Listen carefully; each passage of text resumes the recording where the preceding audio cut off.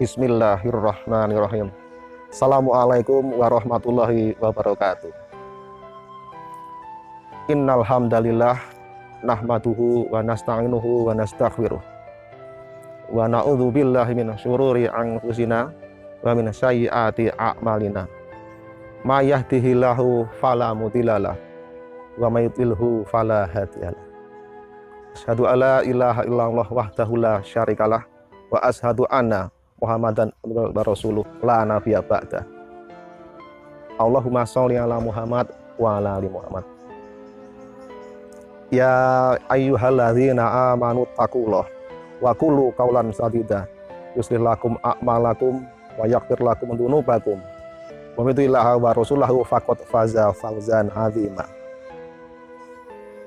Ya ayyuhalladzina amanu taqullah haqqa tuqatih wa la tamutunna illa wa antum muslimun. Ya ayyuhalladzina amanu atiullah wa atiur rasul wa ulil amri minkum fa in tanaza'tum fi syai'in farudhu ilallah wa rasul in kuntum tu'minuna billah wal yaumil akhir dzalika khairu wa ahsanu ta'wila. Saudaraku se-Indonesia, marilah kita bersyukur kepada Allah yang memberi karunia merdeka. Perkenalkan, nama saya Prasetyo dari Jogja. Nanti bila kita ketemu di manapun, mohon saya disapa. Assalamualaikum. Ya Pak Prasetyo atau Mas Prasetyo boleh. Di sini saya di Bokong Semar, Kelurahan Singosaren, Kecamatan Banguntapan, Bantul, Yogyakarta. Belakang saya ada sebuah benteng, situs benteng Mataram Islam. Seperti ini.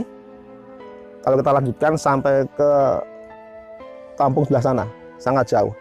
Depan saya ini adalah seperti parit, benteng pertahanan pada masa kerajaan Islam Mataram. Jadi kalau ada lawan dari sini, mungkin pasukan yang di sini bisa mengamankan dengan panah mungkin. Depan saya sana, kira-kira jarak 100 meter, ada kampung namanya Kampung Jayapranan. Itu adalah kakek leluhur saya. Saya generasi ke-11 dari beliau. Namanya Panembahan Jayaprana. Beliau adalah putra dari Sunan Prawoto di Demak. Adapun Kanjeng Sunan Prawoto adalah cucu Raden Patah dan cucu Kanjeng Sunan Kalijaga. Karena Raden Patah adalah besan dari Kanjeng Kalijaga, yaitu putra Raden Patah Sultan Trenggono menikah dengan Gusti Raden Ayu Sofia, putri Kanjeng Sunan Kalijaga, mempunyai beberapa putra dan putri. Salah satunya yaitu Kanjeng Sunan Prawoto. Kanjeng Jayaprana dimakamkan di makam Raja-Raja Mataram Kota Gede. Di atas ada 3 makam yang di atas, yaitu makam Sultan Hadiwijaya, makam Kanjeng Jayaprana, kemudian makam Ki Ageng Nis, bapak dari Ki Ageng Pemanan. Di sana ada makam Kanjeng Panembahan Senopati dan keluarganya. Hai orang-orang yang beriman, taatilah Allah dan Rasul-Nya dan pemimpin di antara kalian. Dan jika kalian berbeda pendapat tentang sesuatu, kembalilah kepada Allah dan kepada Rasul-Nya, yaitu sunnah Rasul, maksudnya sabda Rasul, persetujuan Rasul, ataupun sikap Rasul. Jika engkau betul-betul beriman kepada Allah dan hari akhir, yang demikian itu lebih utama dan lebih baik akibatnya. Saudaraku kaum muslimin di mana berada, ayat ini adalah firman Allah yang dari Allah Subhanahu wa taala diturunkan kepada malaikat Jibril, disampaikan pada Rasulullah SAW. Kemudian secara estafet sambung menyambung sampai ke para sahabat, ke para tabiin, tabiut tabiin, pada para ulama, terus sampai ke masa para wali, sampai ke masa-masa kita ini. Ayat itu berlaku dimanapun bagi orang yang beriman. Itu menunjukkan bahwasanya kita harus berakhlak mulia, bersikap baik kepada pemerintah yang sah. Saudaraku, misalkan panjenengan Anda yang ada di Amerika, maka harus berbuat baik, bersikap baik dengan pemerintah Amerika. Panjenengan Anda yang ada di Belanda harus berbuat baik, bersikap baik dengan pemerintah yang sah di Belanda. Panjenengan Anda yang ada di Brunei harus bersikap baik dengan pemerintah yang ada di Brunei. Saudaraku, kita di Indonesia harus bersikap baik, berakhlak mulia dengan pemerintah yang sah di Indonesia, baik di tingkat nasional, di tingkat provinsi masing-masing, di tingkat kota masing-masing atau kabupaten, di kecamatan masing-masing, di kelurahan ataupun desa, atau mungkin di sebelah sana, saudaraku, ada yang namanya nagari gitu, di luar Jawa ya, saudaraku, harus bersikap baik dengan pemerintah setempat. Mohon izin saya mau bercerita.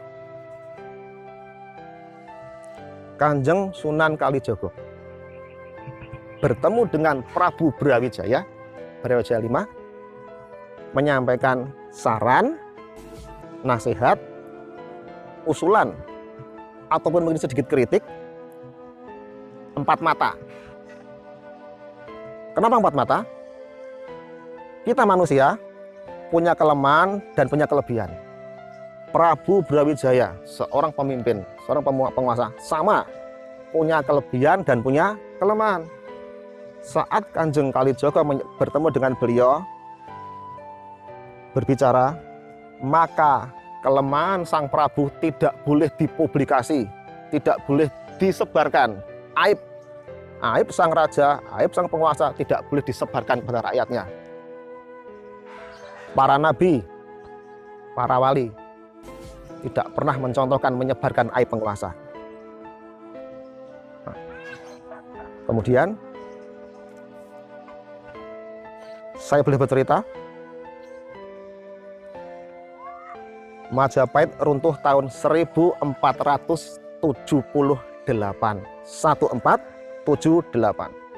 Adapun Kerajaan Demak berdiri pada tahun 1498, jarak 20 tahun.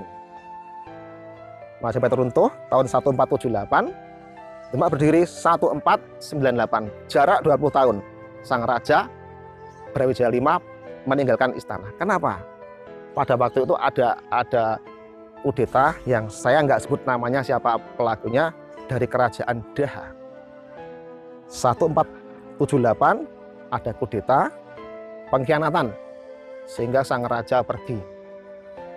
Putra-putri Brawijaya yang kira jumlahnya lebih dari 100 orang, tidak ada seorang pun yang menuntut sang pengkudeta. Maka pada tahun 1498, jarak setelah 20 tahun sang Prabu meninggalkan istana, maka Raden Patah dan Wali Songo menuntut kepada sang pengkudeta. Ini bukti cinta kepada pemerintah yang sah. Pada waktu itu Raden Patah masih Bupati Demak, punya kewajiban untuk membela pemerintah yang sah, yaitu apa? Pemerintah Majapahit. Kita dikasih contoh oleh beliau, harus membela pemerintah yang sah. Sang pengkudeta kemudian setelah dikalahkan, maka Raden Patah bertemu dengan ayahnya dan beliau memberikan mahkota kepada putranya. Dari 100 putra Prabu Brawijaya, tidak ada seorang pun yang berani ataupun berhasil mengusir sang pengkudeta. Sejak itu, tahun 1498, maka Demak menjadi Kasultanan dengan dinobatkan menjadi Kanjeng Sultan Shah Alam Akbar Al-Fatah.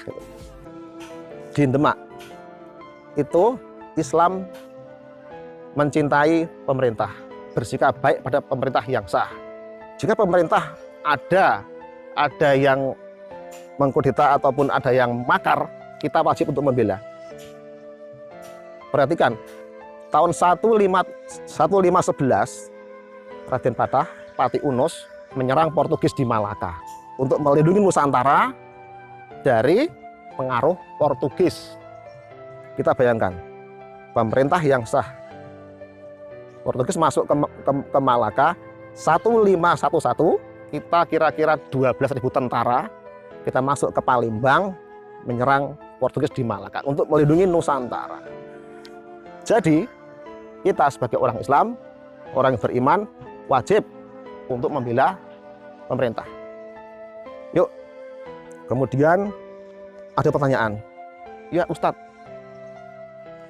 bagaimana cara kami bertemu dengan para pemimpin untuk menyampaikan face to face sendiri agar kami tidak teriak-teriak untuk membuka aib pemimpin? Saya ulangi, Kanjeng Kalijogo bertemu dengan Brawijaya itu sendiri, menyampaikan saran, menyampaikan kritik, masukan, usulan ataupun gagasan. Kanjeng Kali ketika bertemu Brawijaya tidak begini, tidak begini, tidak begini, tidak melotot pada pemimpin, tapi yang santun, has to has, lebih aman. Tidak, Kanjeng Kalijogo datang ke Majapahit tidak membawa massa, ya sendiri, aman. Ya Ustadz, gimana saya bertemu dengan para pemimpin? Gampang, begini ya. Alhamdulillah, saya kerja di Kecamatan Banguntapan. Saya membina, mendampingi 4 kelurahan. Kelurahan Jagalan sebelah sini, Kelurahan Singosoren ini tempat saya berpijak, Kelurahan Banguntapan yang ada Masjid Patok Negoro, ada JEC, ada JEC itu, kemudian ada di Kelurahan Tamanan yang di sana sampainya ada pesawat zaman Bapak Adi Sucipto jatuh ditembak Belanda, ada pesawatnya di sana. Oke. Saya begini, masyarakat kalau punya gagasan, punya usulan, punya pendapat, bisa datang ke musyawarah tingkat kelurahan atau musyawarah tingkat desa atau musyawarah tingkat nagari, begitu. Bagaimana caranya, Mas? Sekarang pandemi bisa pakai Zoom. Jadi Badan Permusyawaratan Kelurahan ataupun Bamuskal ataupun Badan Permusyawaratan Desa menyelenggarakan musyawarah tingkat kelurahan atau musyawarah tingkat desa atau musyawarah tingkat nagari. Dihadiri oleh pemerintah kelurahan, oleh wakil-wakil dari kita semua. Kalau saudaraku, kalau Bapak seorang nelayan, pasti pihak penyelenggara musyawarah kelurahan akan mengundang salah satu wakil dari panjenengan, dari Anda nggih. Kalau ibu seorang yang hamil, maka akan ada satu ibu yang diundang, mungkin pakai Zoom meeting. Kemudian misalnya Anda seorang karang taruna, ada satu yang diundang. Ada dokter, ada ketua RT, ada tokoh agama Islam, ada bapak kepala dusun. Semua unsur diundang. Di situ kita bisa menyampaikan usulan, gagasan, saran, dan kritik. Sekali lagi, tidak boleh menyebarkan aib pemimpin atau penguasa. Haram. Di musyawarah itu kita duduk bersama, diskusi, menyelesaikan suatu masalah. Ini kan milik kita. Milik kita, merasa milik kita, yuk kita bikin yang baik. Tidak boleh bertolak pinggang, tidak boleh melotot pada Pak Lurah, tidak boleh menunjuk wajah Pak Lurah, tidak boleh bilang, Pak Lurah mundur. Orang beriman tidak pernah begitu. Tapi kita punya masalah, kita selesaikan dengan baik-baik. Contoh begini, dalam musyawarah kelurahan, misalkan membahas tentang pendirian badan usaha milik kelurahan, BUMKAL atau BUMDes, begitu misalkan, maka ada yang di permusyawarah itu anggaran dasar, anggaran rumah tangga, kemudian pengen disertakan penyertaan modal berapa, jenis usaha, pembentukan pengurus, program kerja selama setahun, begitu. Dalam musyawarah tingkat kelurahan untuk pendirian badan usaha kelurahan misalkan, tidak mungkin hanya waktu 2 jam untuk menyelesaikan itu. Biasanya 3 bulan sebelumnya kita sudah persiapan, ya, nyusun anggaran dasar rumah tangga, nyusun modal berapa atau penyertaan modal berapa, jenis usaha apa, menyusun pengurusnya siapa saja. Ya, potensinya di desa itu apa akan kita kembangkan. Baru setelah 3 bulan kita siap, musyawarah kelurahan untuk pendirian badan usaha milik kelurahan untuk pemulihan ekonomi di waktu pandemi. Contoh lagi, misalnya gini, dalam musyawarah kelurahan kita juga membicarakan bagaimana untuk penanggulangan stunting. Stunting adalah kurang gizi yang mengakibatkan anak itu sakit-sakitan, kurang pandai, kurang cerdas. Maka 3 bulan sebelum musyawarah kelurahan untuk penanggulangan stunting misalkan, kita bisa FGD, fokus grup diskusi. Di situ diskusi, kita selesaikan masalah, kita tengok ada berapa ibu hamil, ada anak berusia berapa yang di bawah 2 tahun, yang kurang gizi, yang risiko tinggi. Begitu. Kemudian setelah itu naik lagi rembuk stunting tingkat kelurahan, tingkat nagari, tingkat desa, mengundang bu dokter, mengundang dari kecamatan, mengundang tenaga ahli untuk memberi saran. Nah, setelah itu ada capaian, ada peta sosial di dusun sana, ada ibu yang misalkan yang kurang gizi, di sana mungkin kekurangan energi kronis, sana ada risiko tinggi, ada peta. Kemudian ada bayi yang sehat berapa, yang kurang gizi berapa. Nah, itu peta sosial itu nanti dimusyawarahkan untuk ditanggulangi, ada tindak lanjut. Nah, baru ini dibawa ke tingkat musyawarah kelurahan untuk dilanjutkan. Lagi misalkan masalah bantuan langsung tunai.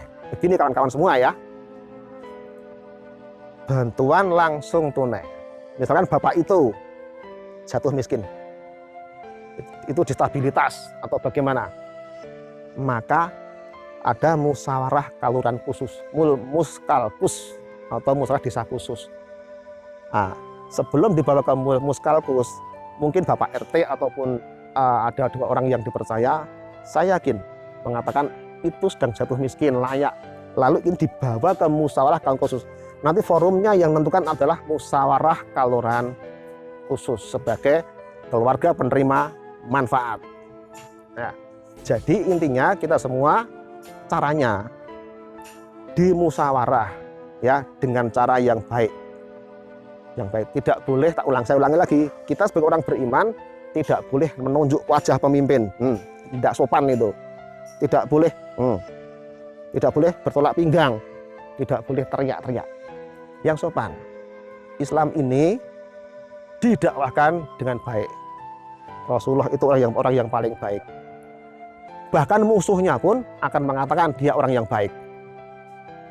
Nah, ada larangan, janganlah menyampaikan kebaikan dengan kekerasan. Sampaikan dengan yang baik. Siapa tahu dia akan tersentuh hatinya.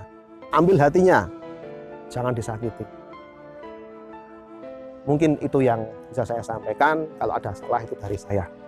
Kawan-kawan semua, bagi Anda, saudara-saudaraku semua yang ingin menanyakan kepada saya, boleh japri ke nomor saya. Ya, dimanapun, boleh japri ke nomor WA saya. Ya, di 0882 3868 2029. Saya ulangi, bagi saudaraku semua yang ingin menanyakan sesuatu, boleh japri ke nomor saya di 0882 3868 2029. Saya Prasetyo adalah orang yang banyak kesalahan. Apabila salah dari saya, kalau benar dari Allah yang Maha Benar. Saudaraku semua, assalamualaikum warahmatullahi wabarakatuh.